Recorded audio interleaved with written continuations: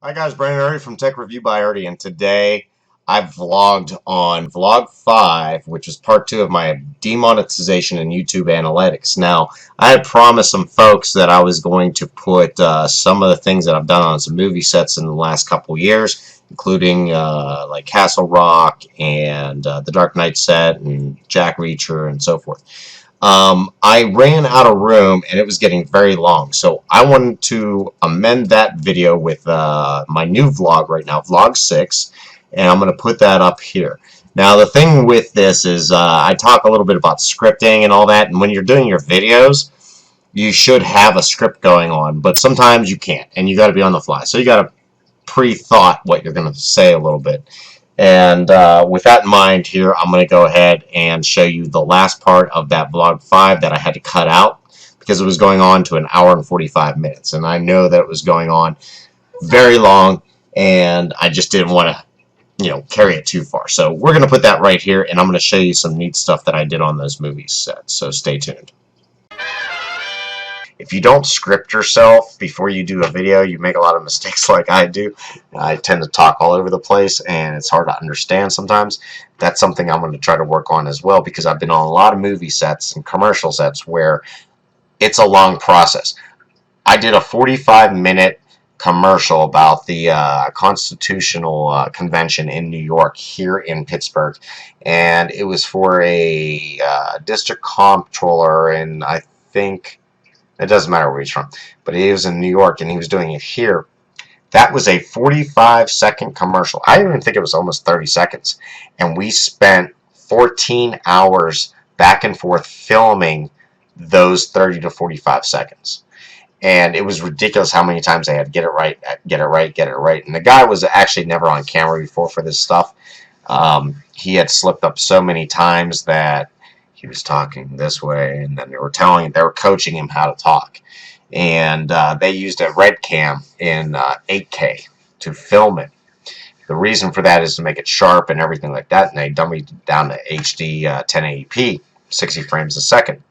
But anyways, it was a $50,000 camera, and I just felt honored enough to be there, and I asked him, can I hold it? And he said, sure. And he had this really cool balance grip with it. This guy was wearing this whole thing like this so that this thing could balance and be perfect without having it on a stand system. But needless to say, the practice of doing that commercial was all day long.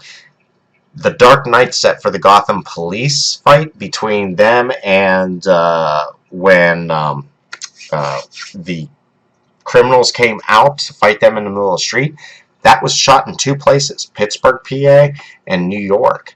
And they spliced it together very well, but where Bane hits like the column and breaks it apart was actually styrofoam strapped to it and then digitally enhanced later to make it look like it was rocks and all that. But it was quiet on set. They were like, quiet on set, ready on 1, and action. And all you heard was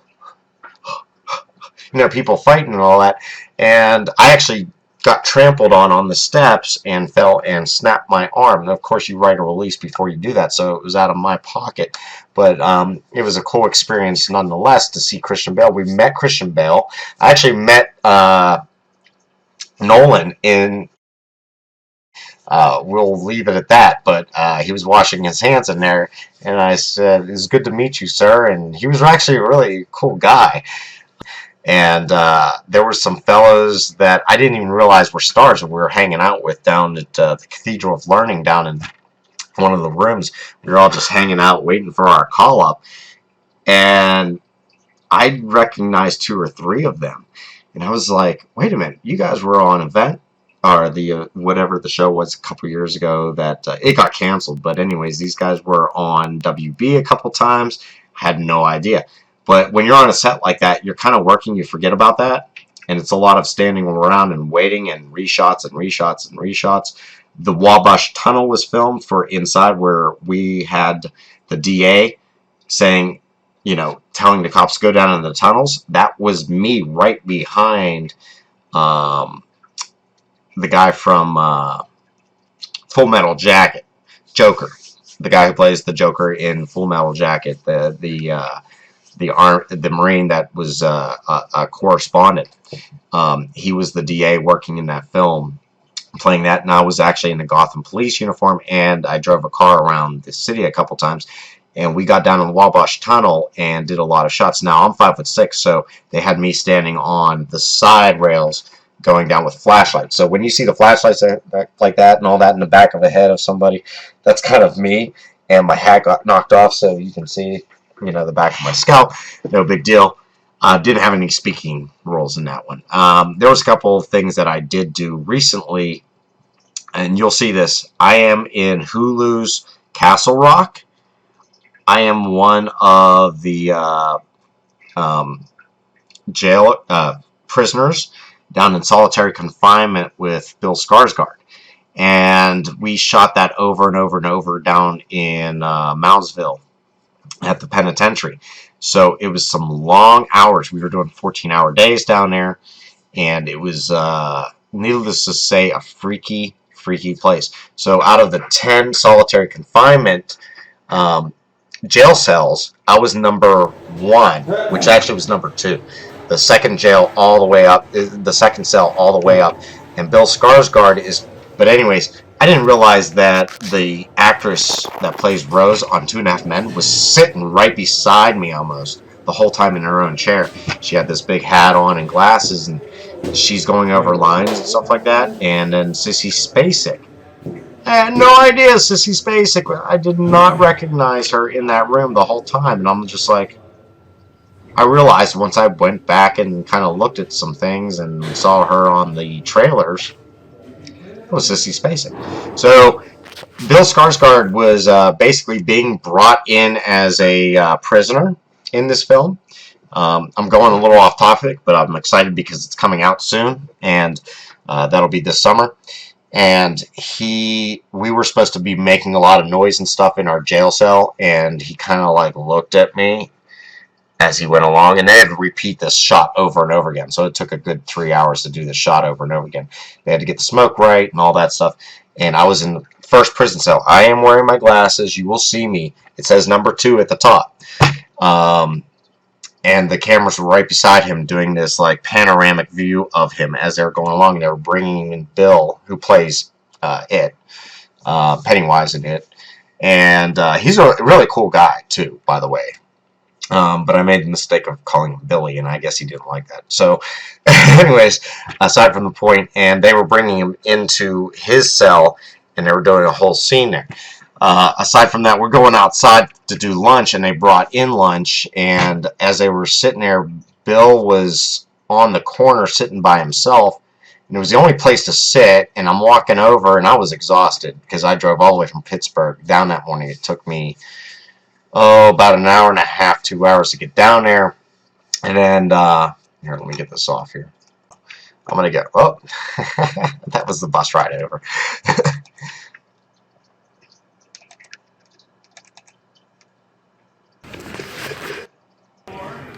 Okay, so this was us in holding. And we were in holding there. What else do I got? This is some of the plates on the wall where previous prisoners had stated. There's some interesting stuff here. Thumb impressions, inmate numbers, so forth and so forth. This place has been closed down for a bit. Oh, man. Okay, this was general population, so this was on the outside. Death row sort of thing. This is what the prison looked like on the inside of certain places. So this was general population on the other side of the prison. So this is me on the side of Castle. Can I say? Alright. In the trailer, you'll actually see me at the very far end where they have guys lined up.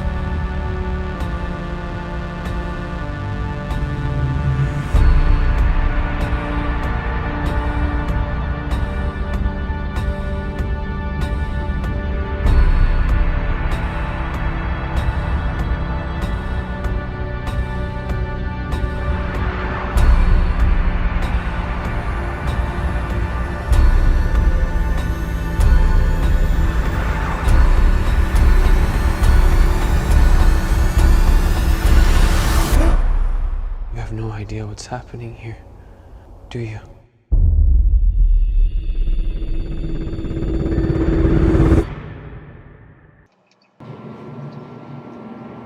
Okay, this is me standing there.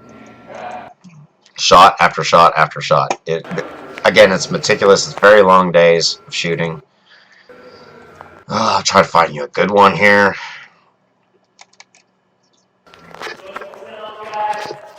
Alright.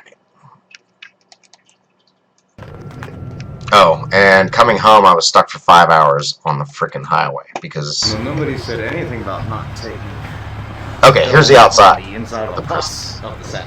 Now, what was really wild about this place is we were driving underneath a hanging zone. Let me bring it up as we're going out.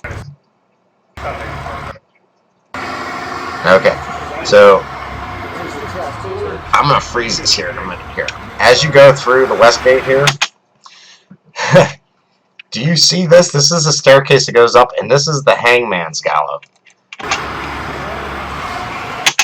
That is where these prisoners were hung. Do you see that? See the rope? They kept it.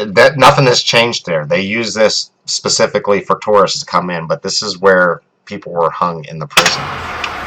And it was a spectacle. This is what public...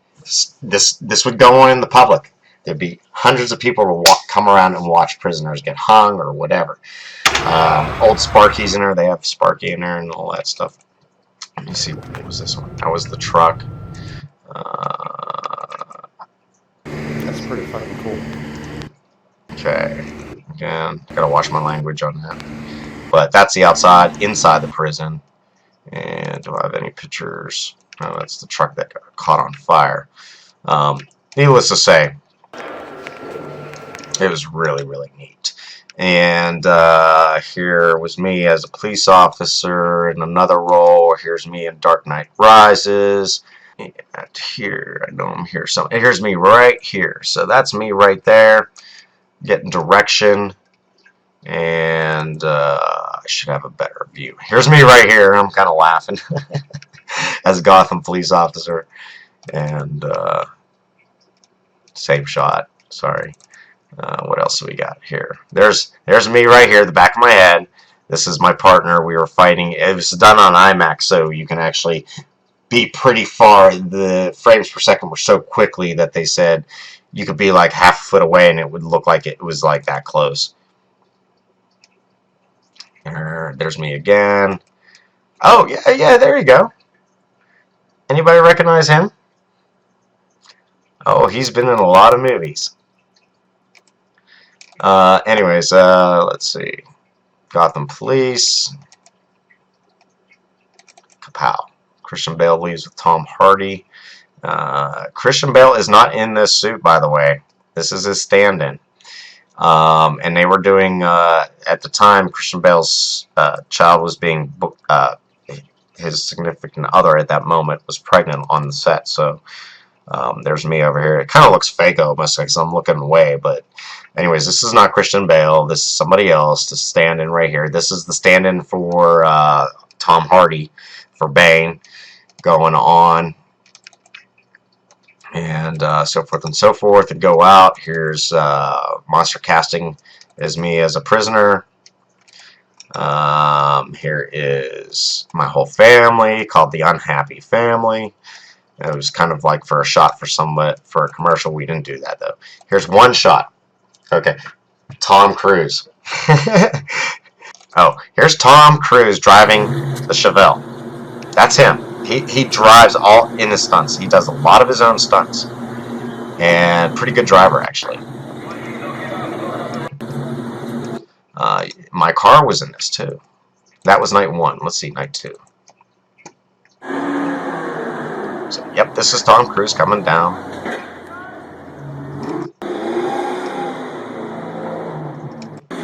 Let's see, do they have the Charger in it? No, they don't have the Charger in it. The red Charger. Okay. This was filmed in a November time scene here, and it was supposed to mimic summer, and it was freaking cold, and this was like 4 o'clock in the morning, 4 o'clock in the morning, and we're rolling. This is the scene where Tom Cruise gets out of his car. There's the Charger. Gets out of the car, comes over, and you get extra money for having your car in video, by the way. And he steps out of the car right here. They stop. They put it on remote, and he's to walk over to the bus stop, put the hat on from the one fellow, and hide. That's the shot. But that's Tom doing burnouts to get the car back in place. Here's the studio. This is inside the studio. Blackbird Studios 31, and it's me going for a cast. And yeah, all right. Today, guys. All right. Anyways, we're getting way. Oh, Those Who Kill. I was in Those Who Kill. There's us doing Those Who Kill. It lasted A&E episodes, 10 episodes. Stand-in. A stand-in is a person that stands in the place of a character or actor or actress just so they can use them in placement and rehearsal. So that's what a stand-in is. And the stand-in is not really used a lot of times on film. So they take that person out when they do the shooting. And this one is Chloe, whatever her name is. She would come in, stand there, and do the scene and all that stuff. This is the Pittsburgh Courthouse. If we go a little further here, I think we got a better shot. Okay.